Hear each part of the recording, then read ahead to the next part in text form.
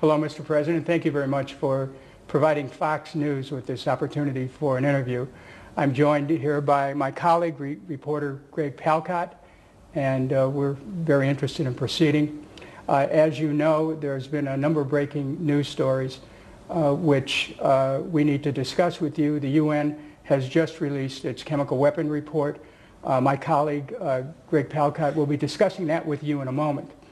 I want to talk to you about other major developments regarding the chemical weapons plan, which has been agreed to by the U.S. and the Russian government. Do you agree with this plan to secure and to eventually destroy the chemical weapons? Last week we joined the international agreement of preventing the WMD, chemical WMD. And part of this agreement, the main part, is not to manufacture these armaments, not to store and not to use, and of course not to distribute. And part of it is to get rid of those materials, the chemical materials. So of course when we are part now of this agreement, we have to agree on that chapter. You have to agree on getting rid of all these armament, I mean to destroy. Why do you agree now? No, actually it's not now. If you go back 10 years ago, when we were a non-permanent member of the Security Council in 2003, we proposed to the United Nations, to Security Council, Syrian proposal is to get rid of the WMD from the Middle East, to have a chemical free zone or WMD free zone in the Middle East. And actually the United States opposed that proposal. So as conviction, we wanted to see our region free of WMD, all kind of WMD, because it's a very volatile region. It's always on the verge of anarchy and wars. So that's why we cannot say that we agreed now. Well, we know that President Obama and Secretary Kerry have said in the past that you were lying. Now that's their words, not mine, when you said that you didn't have any chemical weapons. A few days ago in an interview with Russia, Channel 24, you admitted you had chemical weapons stockpiles. Now I just want to make sure we're clear here before we go forward. Do you or do you not have chemical weapons? First of all, regarding what Obama and Kerry said, I dare them to say that we said no once. We never said it. You never said? No. We never said. We never tell said. us now. We never said no. We never said yes. Can we you always say yeah? But we always say it's classified issue. We don't have to discuss it. And if we want to talk about it, we say if. And if means you may have it, you may not. So this is blatant lie. Okay, but can you tell us now? Do you have chemical weapons or don't you? Yes. When we joined the treaty last week, it means that we have, and we said that. So it's not a secret anymore. So as far as the American people, you will agree that you do have a stockpile of chemical weapons. Of course, that's why we joined the international agreement, in order to get rid of these. Now my colleagues, my former colleagues on Capitol Hill are kind of skeptical about your agreement with this plan. They say it's just a stalling tactic. Is it? Well, a stalling tactic, well, what's it, to join the agreement? Yeah, that you're just stalling right now for time, that you really don't have any intention of going along with the plan. Are you stalling? When you join the agreement, you have mechanism, and you have to obey these mechanisms. And according to the history of Syria, we never made agreement with any party in this world, and we didn't fulfill what we have to do, our role in that agreement. Never. So you would say that President Obama then can trust you to follow through? I don't think that President Obama should trust me first. The Syrian people should trust me, not President Obama. That's okay. Second, when you talk about agreements and international relations, you have mechanisms. And those mechanisms should be based on objective criteria. So if you want to trust or not trust, watch this country, see if they obey those mechanisms and those rules or not. This is where you can trust him or not. So it's not personal relation. I understand. So you're under a tight time deadline. Are you going to be able to provide the list that is part of the agreement? Exactly. A list of chemical weapons? You should provide a list of the arsenal that you have to the organization of the chemical weapons. And are you ready to open chemical weapons sites to international inspection? We didn't say that we are joining partially that agreement or that organization. We joined fully. We sent the letter, we sent the documents, and we are committed to the full requirements of this agreement. Well, would you be ready to let our Fox News cameras have access to some of the chemical weapons site so that the American people will be able to see for themselves? Is that possible? In Syria we have institutions, we have rules, we have conditions, so we have to go back to this institution to ask them for that request, and after they study the request, they can say yes or not. But it's not about the president to take that decision alone. So we have institution. You can do that after this interview. You can ask for permission. Can you just destroy these chemical weapons quickly, and if not, why not? I think it's a very complicated operation technically, and it needs a lot of money. Some estimated about $1 billion for the Syrian stockpile. We're not expert in that regard, but that's the estimates that we've had recently. So quickly depends, you have to ask the experts what do they mean by quickly, because it has certain schedule. It needs a year, maybe a little bit less or a little bit more. So well, what do you mean by quickly? Since it is the United States which demanded that you give up chemical weapons, would you be prepared to turn over your chemical weapons to the U.S. government for the purposes of safely destroying those weapons? As I said, it needs a lot of money. It needs about $1 billion. It's very detrimental to the environment. If the American administration is ready to pay those money and to take the responsibility of bringing toxic materials to the United States, why don't they do it? But of course it's going to be in cooperation with the specified organization in the United Nations. But you're prepared to hand them over at some point for the safe destruction of them? Doesn't matter where, as I said. At the end, if you're going to destroy them, doesn't matter where they go. Are there any conditions? No, we don't have any condition to send it anywhere. At the end, if it's going to be destroyed, it could be destroyed anywhere. It's, as I said, it's very detrimental to the environment. So whoever country is ready to take the risk of those materials, let them take it. I just have one final question before I give it over to my colleague, reporter Greg. Do you have a security agreement with the Russian government that if and when you give up your chemical weapons, that you, in fact, will be protected so that you're not vulnerable to attacks? Yeah. Because we know there are other nations which gave up their weapons and then they were attacked. You know, the Russian role politically was very efficient during the crisis in Syria, during the last 2.5 years. And they vetoed 3 times in the Security Council. So actually they protected Syria politically. They don't have to have a security agreement with Syria regarding this. It's not about only about the army and the war. It's about politics, first of all. So I think they are doing their job without having this agreement.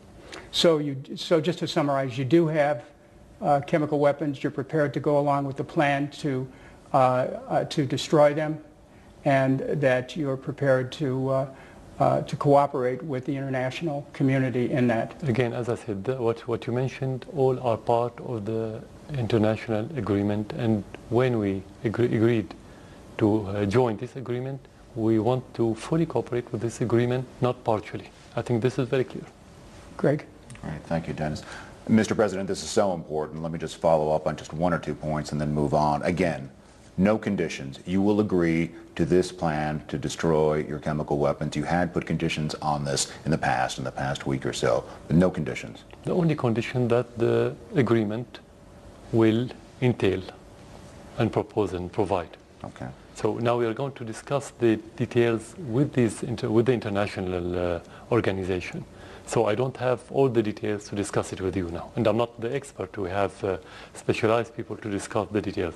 But in general, as headlines, whenever we join agreement, as Syria, we are always committed to those agreements. Your problem was that there was a threat of force coming from the United States. There's still discussion of the so-called Chapter 7 resolution being put forward to the UN, which would include the possibility of force. Would that be a deal breaker for you if that went forward? What the deal breaker? Chapter 7 resolution in the UN, which allows bodies in the UN to use force if you're not complying. Yeah, there's misunderstanding that we agreed upon this agreement because of the American threat. Actually, if you go back before the G20, before the proposal of this initiative, the Russian initiative, the American threat wasn't about handing over the chemical arsenal. It was about attacking Syria in order not to use the arsenal again. So it's not about the threat. Syria never obeyed any threat. Actually, we responded to the Russian initiative and to our need and to our conviction. So whether they have Chapter 7 or don't have Chapter 7, this is politics between the great countries. So that's irrelevant to you? No, irrelevant. No. We obey because we want to obey. We have completely different incentives. And again, that time frame which Dennis mentioned, 1 week to come up with a full accounting of your chemical weapons, November for the first inspectors to come in, mid-2014 for all your chemical weapons to be destroyed. That's an ambitious timetable even by expert standards, but you think that is doable? Yeah, but we have to discuss these details with the organization first. So you have to discuss that first? Yeah, this first. Second, the time is not our problem. It's the problem of the organization. How much time do they need to implement these agreements? So you don't necessarily sign on to that time. The only thing that we have to do is to provide the information and to make them accessible to our sites, which is not a problem. We can do it tomorrow. We don't have any problem. You could do it tomorrow? Yeah, of course. We don't have problem. The problem is how much fast they can be in getting rid of any chemical material, because this is a very complicated situation. It's not about will. It's about techniques. So only experts can answer your questions. Which leads me to my last question on Dennis's topic, and that's exactly what some people are saying, that this is just a ruse, just a game, because it is so difficult. Experts say it will be so difficult to get rid of these chemical weapons, especially in a war situation like this. This is indeed buying you a lot of time. Even if you don't have war, it is difficult. Even if you have all the requirements afforded by every party, it takes time to get rid of. So you're saying this could take years? As I said, we don't have experience in that regard, but some say it take 1 year. I didn't say years. As I heard, it takes about 1 year, maybe a little bit less, a little bit more. Thank you, Mr. But President. at the end, we have to see the expert, and they will tell us. Okay. Let's go on to the latest breaking news. There's a lot of breaking news in this region right now, and that's the just released UN report on the chemical weapon attack last month in the outskirts of Damascus right now. According to this report, and this is the report you said you were waiting for. You said you didn't want to hear the U.S., you didn't want to hear UK, you didn't want to hear France, you want the UN to speak. And they have spoken, and they have said, and I quote, "There is clear and convincing evidence that the nerve gas sarin has been used." And they base this on environmental, chemical, medical samples. They say that killing happened on a relatively large scale. That killing included children. Do you agree with this assessment? They have the samples, and they are supposed to be objective. We didn't have any formal report. But the question, if I agree about the use of sarin gas. Now, do you agree with the assessment that a chemical weapon attack occurred on the outskirts of Damascus on August 21st? That's the information that we have, but the information is different from evident. It's different? Yeah, it's different. So you disagree with the UN report? No, I don't disagree. You have to wait till you have evidence. You can agree and disagree. When you have the evidence, you should They have the evidence. They've interviewed 40, 50 people on the ground. Yeah, we have to discuss the evidence caregivers. with them. We have to discuss it with them because they are going back. They haven't finished their mission yet. They are going back, and we have to discuss it with them. We have to see the details. But we cannot disagree without having the opposite evidence. So nobody said that it's not used, because in March, we invited the delegation to Syria because the sarin gas was used in March. We had the evidence that it was used in March. And we'll get into that in a second. I wanted to ask you about when I that. talk as official, I can talk about the evidence that I have. Okay, but they put out a 38-page report. I mean, it's been posted since yesterday. I don't know whether you've had a chance to look at it. We have to look at it. We have to discuss it before saying whether they are correct or not. Yeah, okay. it's only yesterday evening. Let's go hypothetical then. UN Secretary General Ban Ki-moon has said that this is in fact a war crime, that it is despicable, that it is a grave violation of international law. If that event happened, as they are saying it did happen, would it be despicable? Would it be a violation of international law? That's self-evident, of course. Self-evident. Of course, that's self-evident. It is. Is it despicable? It's a crime. Because I'm sure you have seen the videos that we have seen of the child but no one, gagging on the ground, of the people no one has on verified the floor. the credibility of the videos and the pictures. Exactly. No one verified. The only verified things are the samples that the delegation go and took. Samples of blood and other things from the soil and so on. Which is what they say they have. But you cannot build a report on videos if it's not verified. But they are basing it on the blood samples. Especially as we live in a world of forgery for the last 2.5 years regarding Syria. You have a lot of forgery on the internet. Now there's a last key element to this UN report. And while the UN inspectors did not lay blame, that is, they did not place culpability for the attack, there are many experts interpreting this report, some that I've spoken to in the last 12 hours, that frankly say this attack looks firmly like an attack coming from your government, from the Syrian government. They point to a few things. They say it was a large amount of gas, sarin gas, maybe as much as a ton. The rebels could not have had that. They say the type of rocket, an M14 artillery, a 330 millimeter, never used by the rebels before, that they needed large vehicles to send these rockets up. The rebels don't have that. And maybe most importantly, they point to the trajectory of the rockets. They say that they were able to trace the rockets back from the impact point to where they came from. And in 2 different occasions, this is according to the UN, they say that the start point was Khe Sanh Mountain, the headquarters of the Republican Guard. What do you say to that? Everything you mentioned is part of the report. Excuse me, sir? Everything you mentioned, all these points, are part of the report? These points are all part of the report. These are all facts. No, the report didn't mention anything regarding the Republican Guards or things like this. They said they gave the azimuth tracking of the trajectory, and people have extrapolated from the azimuth track that that is where it was coming from, northwestern Damascus. Yes. First of all, the sarin gas called the kitchen gas. Do you know why? Because anyone can make sarin in his house. They said it's very high quality, higher quality than even used in Iraq by Saddam Hussein, your neighbor at the time. First of all, any rebel can make sarin. Second, we know that all those rebels are supported by governments. So any government that would have such chemical material can hand it over to those. The experts say that they've tracked nothing like this. It's a ton of sarin gas. It is launchers, it is rockets, it's a whole fleet, which happen to be, from time to time, those kinds of armaments, those kind of munitions happen to be in your bases. No. This is realistically cannot be possible. You cannot use the sarin beside your troops. This is first. Second, you don't use WMD while you're advancing. You're not being defeated, you're not retreating. The whole situation was in favor of the army. This is second. Third, we didn't use it when we had bigger problems last year. Third, when they talk about any troop or any unit in the Syrian army that's used these kind of weapons, this is false for one reason, because chemical weapons can only be used by specialized units. It cannot be used by any other units like infantry or similar traditional units. So all what you've mentioned is not realistic and not true.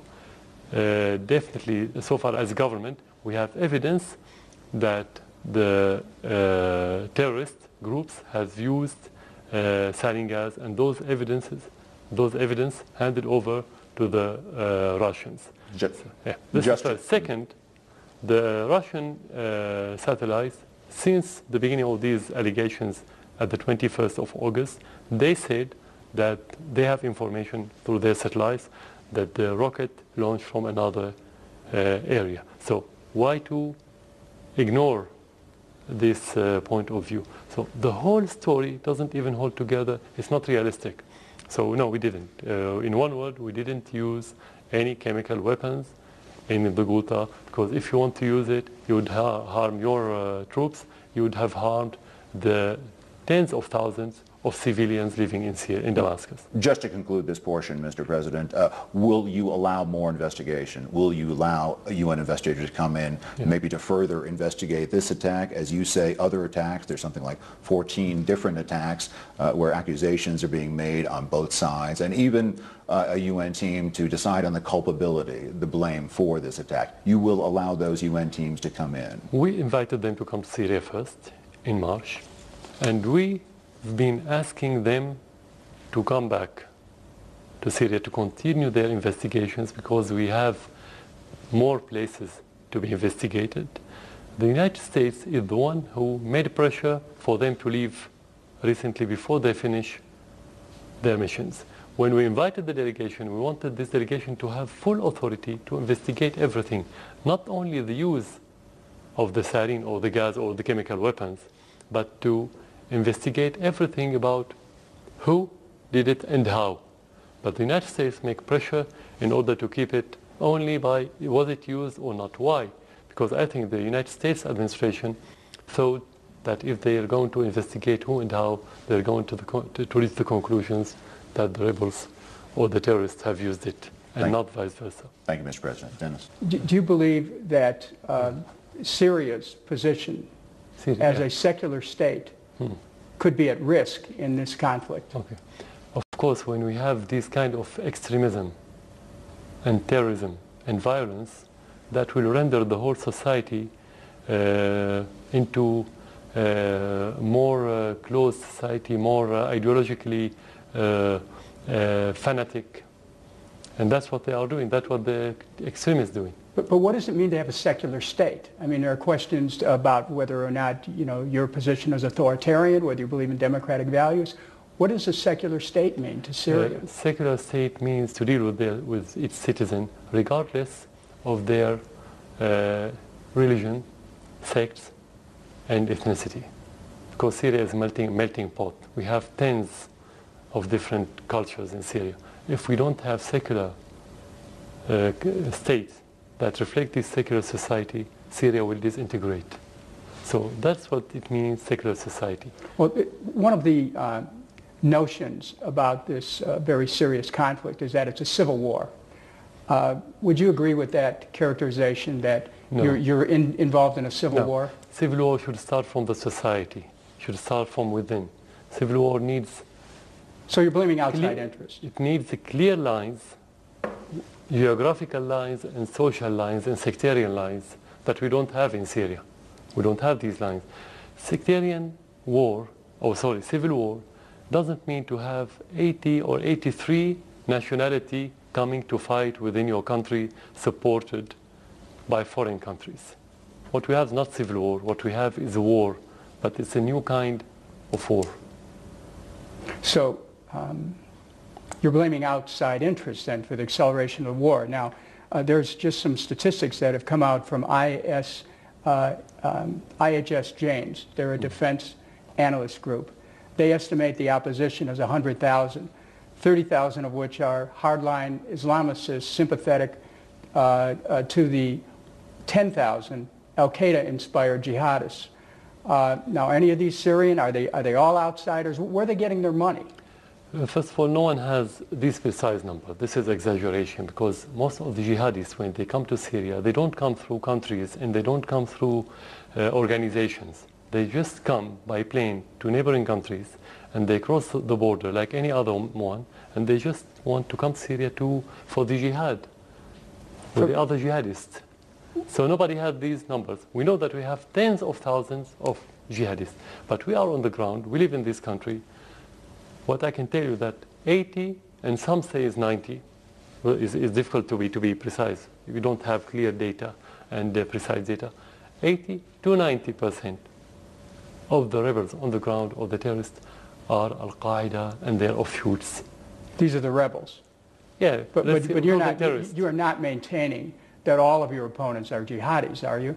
No, not all of them. Of course, you have so many other different, but they are small. They are becoming minority. At the very beginning, the jihadists were the minority. At the end of 2012, and during this year, they became the majority with the flow of tens of thousands from different countries. Where are they getting their money from? Can you tell us right now? Mainly from donations. But where? For donations from where? Everywhere. Can you name nations that are donating? In the Islamic world. No, they come from individuals, not from countries, mainly. Those Al-Qaeda. We don't know if some countries support them directly. We don't know. We don't have any information. I have to be very precise. But mainly from donations from people who carry the same ideology in their minds. You mentioned before that some figures that are given are exaggeration. Can you tell us now how many Syrians have actually died in this conflict? We have tens of thousands of Syrians that have died, mainly because of the terrorist attacks, assassinations, and suicide bombers, the majority. And how many are your government soldiers? More than 15,000. And how many are insurgents? How many? No, how many insurgents are jihadis? We don't have numbers because we cannot count them. So, well, there are innocent people being killed in this, and the reports are that your government has bombed villages in which innocent people are killed. What about that, Mr. President? What about the innocent people who are killed by the Syrian forces? The majority of the innocent people have been killed by the terrorists, not by the government. You cannot, not a government, a wise government in the world that would kill its own people. How can you withstand if you kill your own people for 2 years and a half, while the West is against you, the regional countries, many of them are against you, and your people are against you while you're killing them? Is it possible? Is it realistic? So you're saying you're not killing your own people, but your forces have launched attacks on villages where your own people have been killed. No, actually what you're talking about is when the terrorists infiltrating residential area in villages and sometimes in the suburbs of the cities and within large cities, and the army has to go there to get rid of those terrorists. The army should defend the civilians, not the opposite. You cannot leave them free, killing the people and assassinating the people and beheading the people and eating their heart, while when you go to defend them, you say that you are killing your own people. You don't. But in every war, you have casualties. This is war. You don't have a clean war. You don't have soft war. You don't have good war. That's The international community reports that Syrian rebel forces opposed to you are equally, if not more, worried now about jihadi fighters than they were previously about your government. Now, in this new development, is there an opening for you to achieve a rapprochement with your Syrian opponents? Yeah, here we have to differentiate between what you call opposition and the terrorists. Opposition is a political meaning, it's a political term. When you oppose somebody, like in your country, in any other country in the world, you have your own program, you have your own vision, you have your own grassroots, and you propose whatever you want regarding the political system or anything else, and you can change that system if you oppose the other party. Opposition doesn't mean to carry weapons and kill people, kill innocent, and to destroy schools, to destroy infrastructure, and to behead. What's the relation between opposition and beheading? Well, let me then, as a follow-up, ask you about diplomacy. What diplomatic moves are you prepared to make as confidence-building measures towards peace in your country? Any diplomatic move without having stability and getting rid of the terrorists is going to be illusional, just an illusion. So any diplomatic move should start with stopping the flow of the terrorists, the logistical support of those terrorists, the armament support, and the money support. Then you have full plan. The Syrian could sit on the table, discuss the future of Syria, the political system, the constitution, the institution, everything. Would that future include negotiations with the Syrian opposition? Yeah, exactly. But that doesn't mean negotiating with the terrorists. I understand that. Yeah. Now, but does it mean that you're ready for, let's say, a program of reconciliation with those who have opposed you? Are you ready for that? Of course, we announced it at the beginning of this year. We said we are ready to discuss with any political party in Syria, inside Syria and outside Syria. Let's take this down the road into next year. Would you be prepared to offer amnesty to all the Syrians who opposed your government? They didn't breach the law. So if they oppose the government, they can come to Syria without amnesty. only amnesty should be offered to anyone who violates the Syrian law or breach the law. I mean, if you oppose it, it's not crime. We have opposition within Syria. But do you believe in amnesty as a path towards peace? Yeah, that depends on to whom. If it's to whom they stain their hands with the Syrian blood, it could be as part of national reconciliation. Would that include reparations to the families of those who were killed? Yeah, I mean, it's not the president who should put all these details. I think the Syrian meeting of every faction or all the parties that could define all these details. What would you say, Mr. President, to the millions of Syrians who are now refugees as you move towards a peace process? What will you do to say, please come home? Of course, we want them to come back to their villages, to their cities, to their houses, to their homes. We want them to. But we have to help them with getting rid of the terrorists, because the majority of those refugees left because of the terrorists, not because of the government. Actually, we have refugees within Syria that's being helped by the government. Well, let me ask you this. Have you spoken to President Obama? Never. Have you ever spoken to him? Never. Are you interested in speaking to our president? That depends on the content. It's not a chat. If you wanted to send him a message right now, what would you say to him? Listen to your people. Follow the common sense of your people. That's enough. And Pope Francis instructed the international community to lay aside the futile pursuit of a military solution. Do you believe the Pope's advice is valid for your government as well as other countries? Of course, we invited every militant in Syria to give up its armament, and we offered amnesty to whoever lay down his armament and wants to go back to his normal life, to his normality as Syrian citizen. Of course, we believe in that. Thank you. Now, before I give this back to my colleague, reporter Greg Palcott, I want to ask you a question that's been bothering me and perhaps other Americans. Not everyone who's watching this interview today knows that you're a doctor, you're an MD, and you've done this before you were president. As you know, doctors take an oath never to do harm to anyone. That's a direct quote from the Hippocratic Oath. Does a doctor give that up when he takes political office? First of all, doctors take the right decision to protect the life of the patient. So you cannot say that they don't do harm physically, because sometimes they have to extract the bad member that could kill the patient. You could extract eye, you could extract leg, and so on. But you don't say that he's a bad doctor. It's still a humanitarian job, whatever they do. The same for a politician, but in a larger scale. A doctor deals with one patient, the politician should deal with the public, with millions or 10 of millions, and so on. So the question is whether your decision should help the life of the Syrians or not in such a situation. Nobody likes the violence. We are against the violence.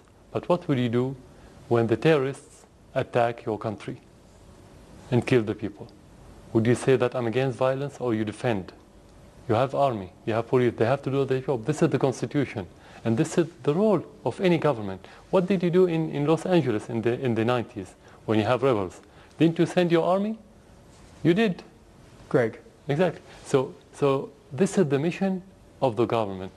The most important thing is when you take the decision, whether it harms or not, it should help the majority of the people. It's better if you take the decision that could help everyone, but sometimes in certain circumstances, in difficult circumstances, you cannot. So you have to take the less harmful decision. Thank you, Mr. President. Greg? Mr. President, our time is limited, but I want to briefly go back in time a little bit. I was here in 2000 for the funeral of your father. You assumed the position of president, and at that time, some people had real hopes for you as a reformer to change things, to bring more democracy to this country. In fact, however, critics and analysts said you pulled back. You pulled back to the point where Now you were being branded other things than reformer. You were branded dictator and much, much worse. How does that make you feel? How does it make you feel when people say you, to use an American parlance, you've lost the plot? That is, you've lost the trail of what you might have done then that might have avoided all of this now. Yeah. So first of all, if you want to talk about the hope, I always say I'm the hope of the Syrians. It doesn't matter if I'm the hope of any foreigner person, whether he's official or any other one. So all the terms that you've used in your question should be referred to the Syrian to see whether they agreed upon these terms or not. At the end, it's not about the term, it's about the content. It doesn't matter what they say, whether he's dictator or reformer. Today you have propaganda. Do they say the same word about their allies in the Gulf states? Do they talk about the dictatorship in the Gulf state? We're talking about Syria now. Yeah, I know, but I have the right to answer about the other regime or other states that they are much far from democracy than the Syrian state. Going back to your question, the reform is not the job of certain person in a country, whether the president or the government or the people. The president and the government can lead the reform, but the reform is a social process. It's a social process, and it's influenced by many different things, including the external factors, whether you have a war, whether you have stability, whether you have better economic conditions, whether you have very bad ideologies coming from abroad. So talking about the reform in the way that I presented at the very beginning, and I still believe in the same concept and values and principles, you should have democracy that reflects our own traditions. But democracy is not a goal, it's a means to reach the prosperity. And democracy based on accepting the other.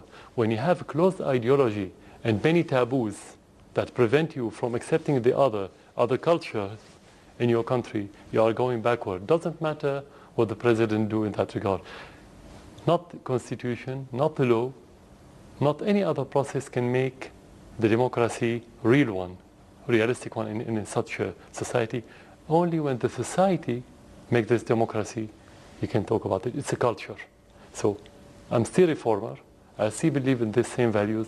But if you go back to the history of the last decades, the most complicated situations happening in our region, this is one of the reasons why the democracy, not in Syria, in the whole region, is going backward. We are going farther from democracy, not closer. But again, to stay with your country and to stay with a little bit of recent history, move back just 2.5 years ago this week. That was the first protests here in this country.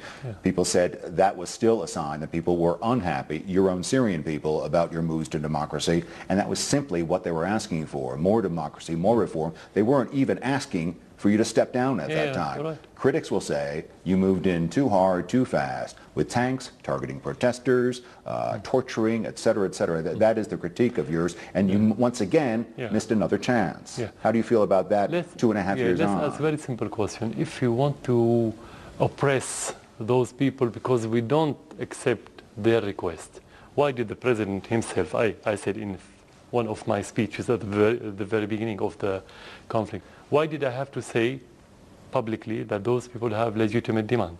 This is first. Second, if we are going to use the force, why did we change the constitution? Why did you change the law? Why did you have now more than 15 new parties in Syria, political party? Why did you change so many laws that they asked for? Because we knew that it wasn't about democracy. If they asked for democracy, how did they kill some of those people? I'm not generalizing. Some demonstrators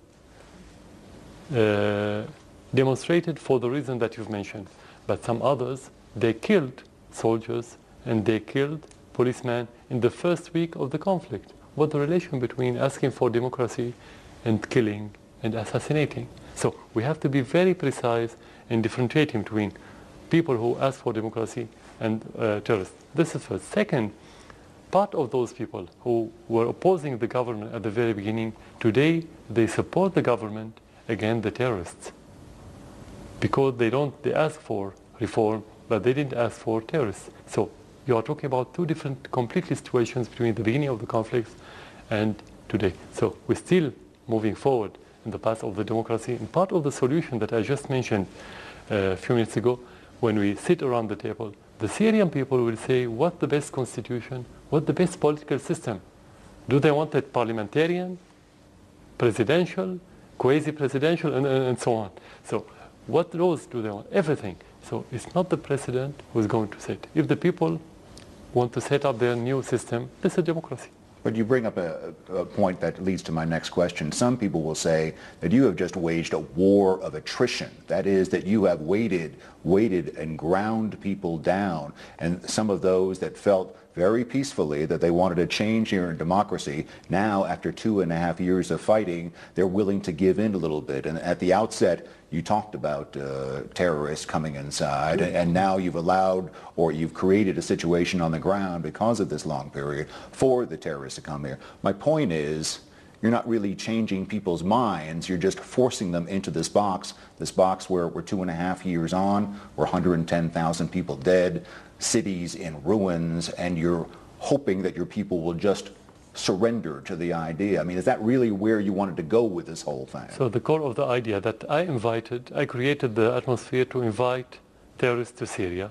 You held on long enough. You Yeah. held on long enough against the demands of people who wanted peaceful demands No, for from the democracy. very beginning we accepted the demands. From the very beginning You we said accepted the demands. From the very beginning, before the terrorists or those foreigners coming to Syria, from the very beginning, in 2011, 2 months after 6 days after the conflict, we said we're going to change, and we started the process of changing the constitution 2 or 3 months after the beginning, and we had the vote. I mean, the people. I didn't change the constitution. The people voted, or let's say there was a referendum, and the people voted in that referendum for this new constitution.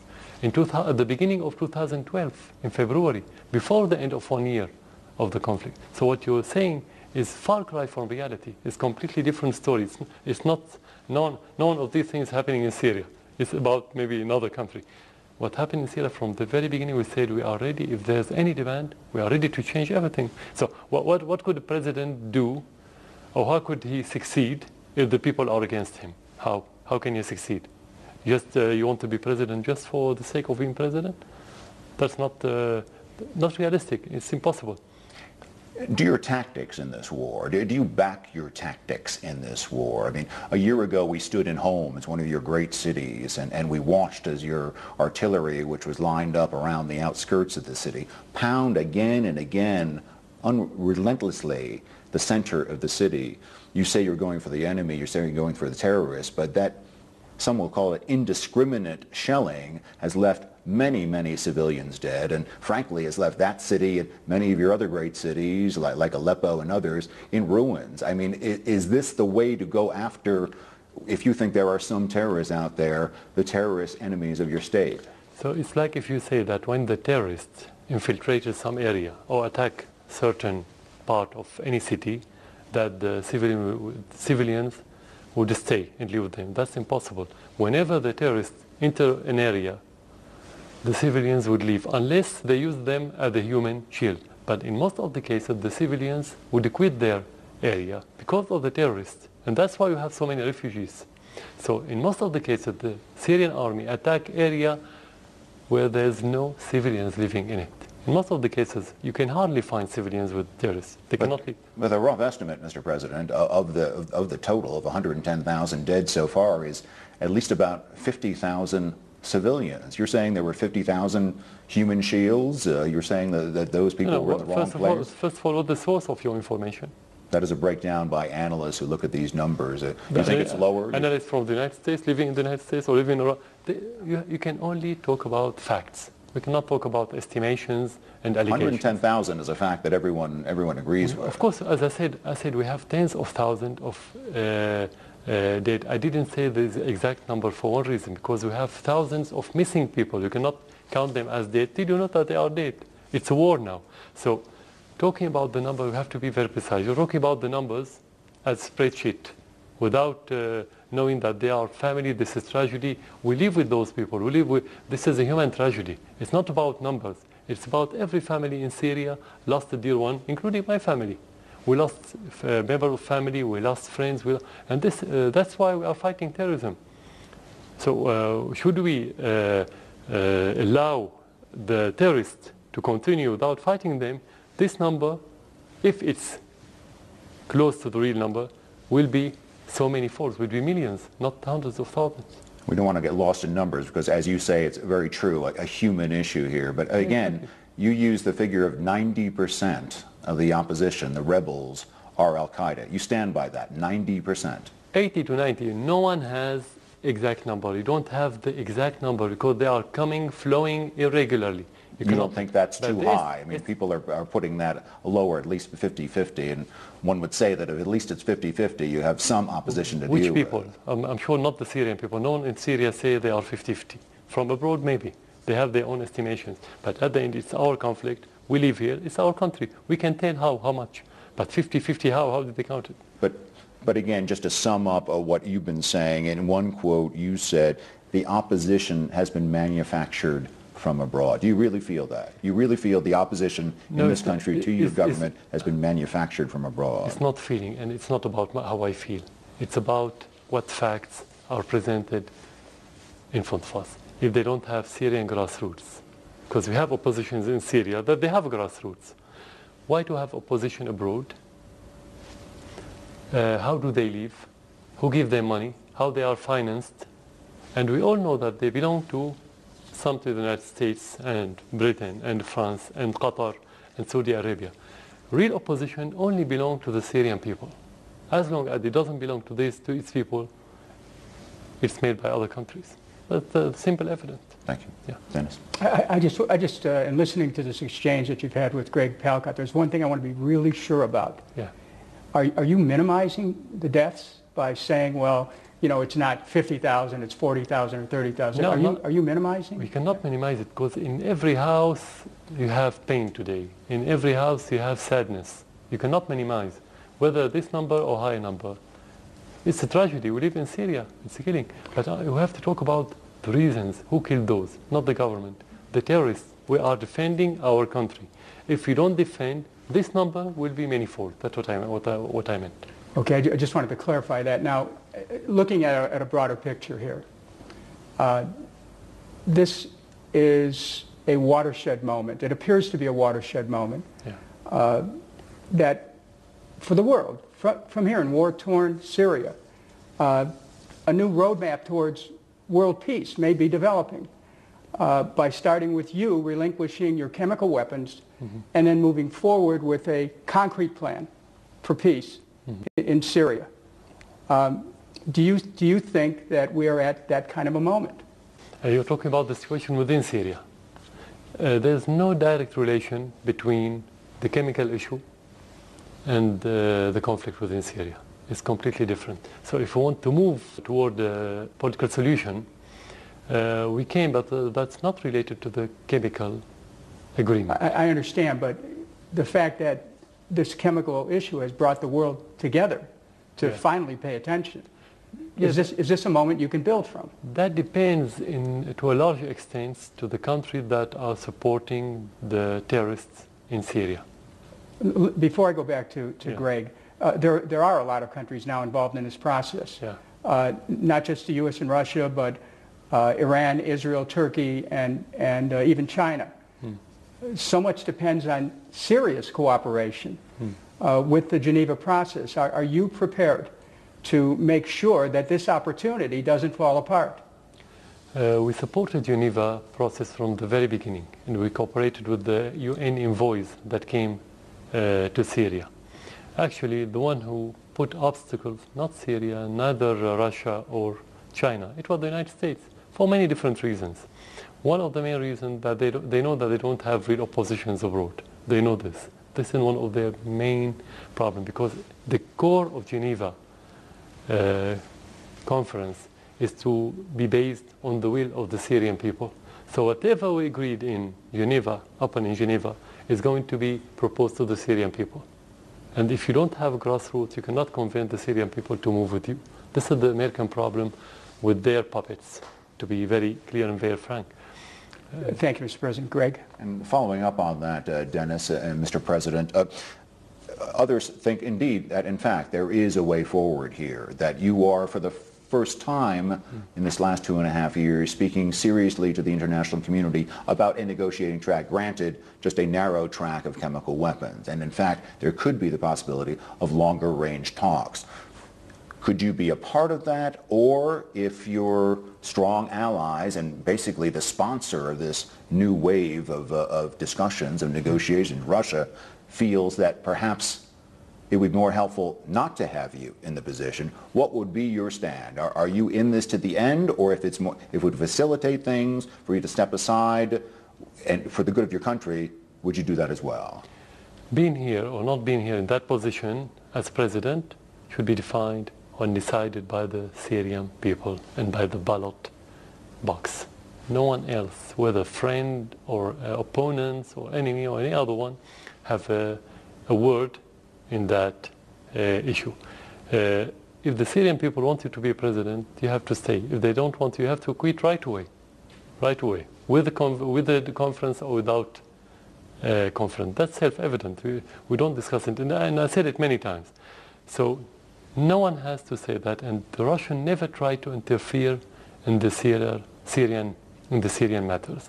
There's mutual respect between Syria and Russia, and they never try to involve themselves in those Syrian details. Only the American administration and their allies in Europe and some of the puppets in the Arab world repeat these words, whether the president should leave, what the Syrian people should do, what kind of government. Only this bloc interfere in the matter of sovereign country. I know you said that there are elections scheduled here at least in 2014. Exactly. And you would stand for those, and you would see if the people would decide for or against you, and those could be conducted in this current atmosphere? You have to probe the mood of the people and the will and the desire of the people at that time to see whether they want to run for presidency or not. If they don't feel that they are positive, you don't run. So it's too early now, because you have something new every day. It's too early to talk about it. Before the election, I can take my decision. Dennis? Mr. President, according to the New York Times, President Obama has said the greater goal with respect to Syria is to curb chemical weapons use and proliferation of chemical weapons worldwide.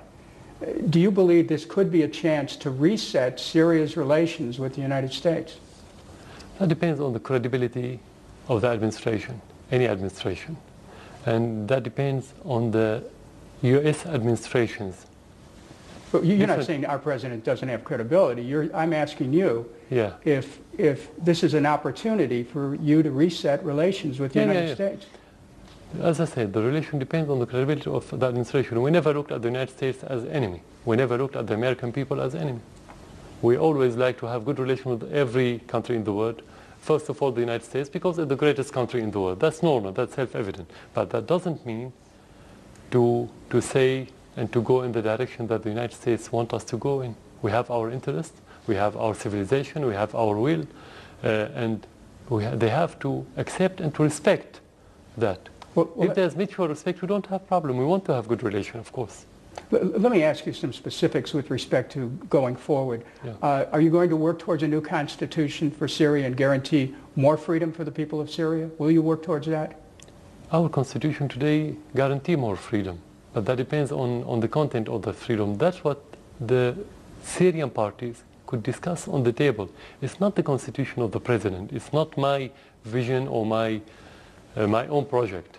It should be a national project. So the Syrians should define exactly what they want, and I have to accept whatever they want. Well, for example, what do you think of free elections? Of course, we have free elections now in this constitution. Really? Now we're going to have free elections next year, in May 2014. Is there anyone else who could be president of Syria? Of course, anyone who wants to be now, he can be. So you're not the only person who could preside over Syria? No, I won't be the only. I won't be the only person. And so you believe it's possible for Syria to have a peaceful transition without you in power? That is possible? What do you mean by transition? Transition of what? A transition towards a resolution of the conflict and the war. Is that possible with you not being in power, or do we have to end the war and then? If the Syrian people want me not to be in transitional or permanent or natural or normal situation, this means it's going to be peaceful. anything people doesn't want, it cannot be peaceful. Let's look 5 years into the future. Yeah. What will Syria look like? We have so many challenges if we get rid of this conflict. Of course, the shorter one is to get rid of the terrorists, as I said. But the most important thing, their ideology. We have no doubt that the existence of terrorists from all over the world, extremist terrorists, have left so many side effects within the hearts and minds, at least of the young people in Syria. What would you expect from a child who tried to behead somebody with his hand? What would you expect from children that's been watching, beheading and barbecuing heads and watching cannibals in Syria on the TV and on the internet? I'm sure that it has a lot of psychological side effect and bad effects on the society. So we have to rehabilitate this generation to be open again as Syria used to be. Of course, I'm talking now about local focal, but if we leave it, it's going to be like a ripple in the water that expands into the society. This is first. Second, we have to rebuild our infrastructure that has been destroyed recently, to rebuild our economy.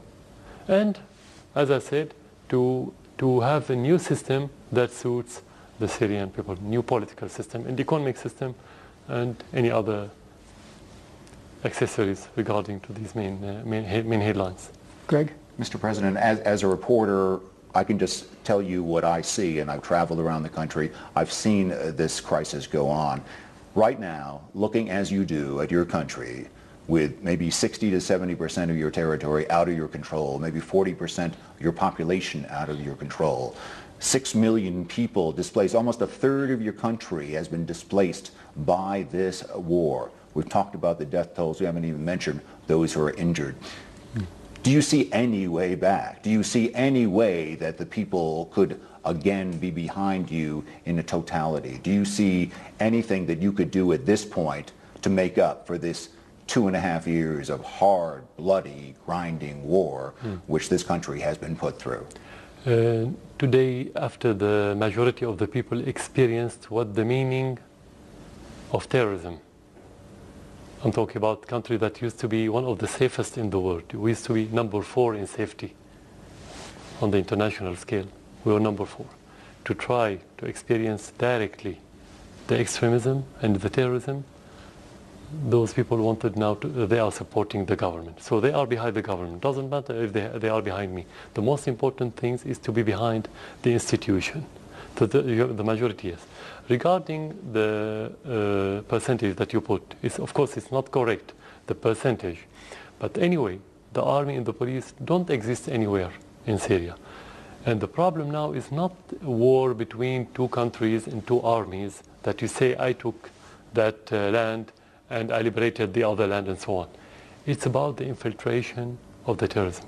Even if we liberate or get rid of terrorists in certain area, they'll go to another area and destroy and kill and behead and do their routine.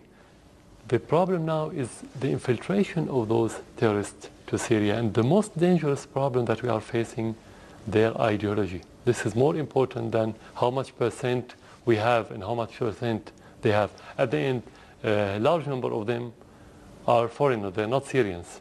They will leave someday or they will be dead inside Syria. But it's about the ideology that they're going to leave. This is the worry of Syria and the neighboring country, and this should be the worry of any country in the world, including the United States.